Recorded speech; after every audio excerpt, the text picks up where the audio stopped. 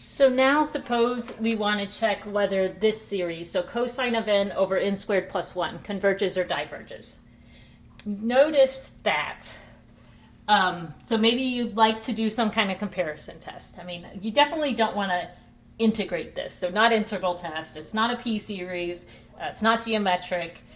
The limit of this expression is 0, so nth term test doesn't apply. So if you start going down the list, in fact, maybe we should do that here. So nth term test, it's always a good test to consider first. Well, the limit of these terms, if this is something between -1 and 1 over the denominators approaching infinity, the limit's 0, which means nth term test does not apply. Integral test, nobody wants to integrate that, I don't think. I mean, yeah, so I don't think that's going to be successful for that reason. What else? I'm drawing blanks. Let's see. Geometric, so the standard form ones, it's not the form of a geometric series. It's not the form of a p-series. It's not a telescoping series. So all of those have to, the series has to be in that category to apply those tests, and it's not in any of those categories. Okay, so what else? Direct comparison test, limit comparison test. So the issue with those is the terms have to all be positive. Cosine of n, if you picture the unit circle. Here's pi over 2, which is about, let's say, 1.57. We'll round it there. Here's 3 pi over 2, which, well, here, I don't want to approximate everything, but I'm lazy. I'm lazy. So here, we'll just talk about that. So if n equals 1, then you're somewhere in here. Cosine of 1 is positive. Cosine of, well, okay, it starts with n equals 0. So cosine of 0 is positive 1. So you're going to have a positive numerator and then another positive numerator. Cosine of 2, you're going to be over here somewhere. So it's going to be negative. It'll be negative probably a couple more times, and then positive. The point I'm making is, okay, so this is definitely sometimes negative, sometimes positive. So if you've got negative terms, you cannot apply direct comparison test. You cannot apply limit comparison test. Both of those require that you have all positive terms, which, by the way, is another reason we can't do integral tests, because that also requires that you have a positive expression, an expression here that's always positive.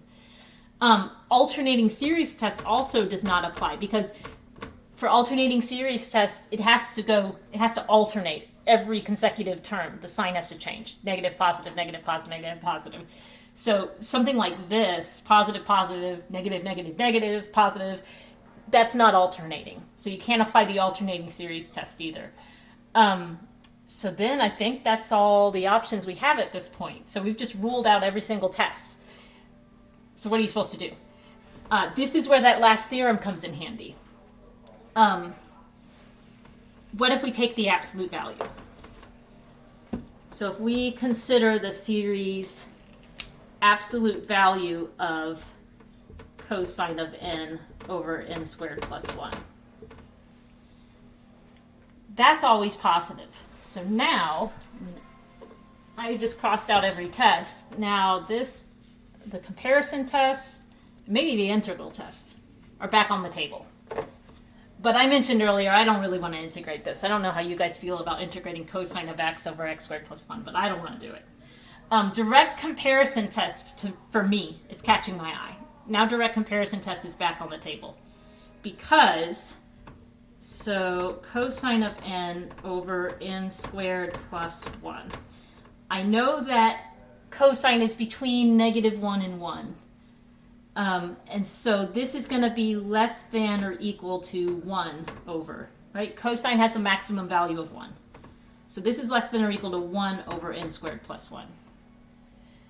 Which we could apply, say, integral test to that.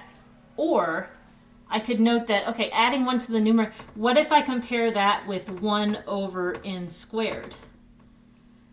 So going from here to here, I'm comparing the numerators. That 1 is definitely greater than or equal to cosine of n. I kept the denominator the same.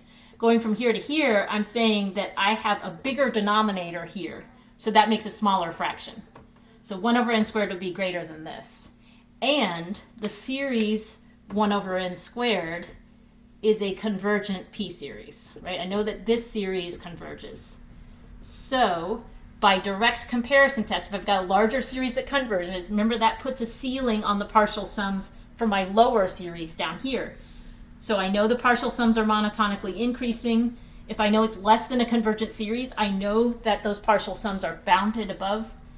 And so by direct comparison test, DCT with the p series 1 over n squared, this series right here converges.